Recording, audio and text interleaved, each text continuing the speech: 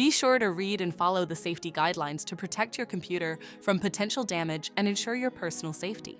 For more information about safety guidelines, see the owner's manual at dell.com/support. Before you begin, turn off the computer and disconnect all the attached peripherals. To remove the solid-state drive 2230, unlatch the stand to remove it. Unlatch and remove the base cover. Identify the system board shield and remove the 6 screws. Lift the shield out of the system. Identify the I/O cover and remove the 2 screws to lift it out of the system. Find the solid-state drive and remove the screw. Lift the drive out of the system. To reinstall the solid-state drive 2230, place it back in the system and tighten the screw to secure it. Place the I/O cover in the system and install the 2 screws.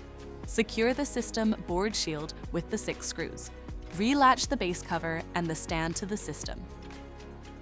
Please note, the system will only power on and exit service mode if the adapter is connected. For more information about your Dell system, visit dell.com/support.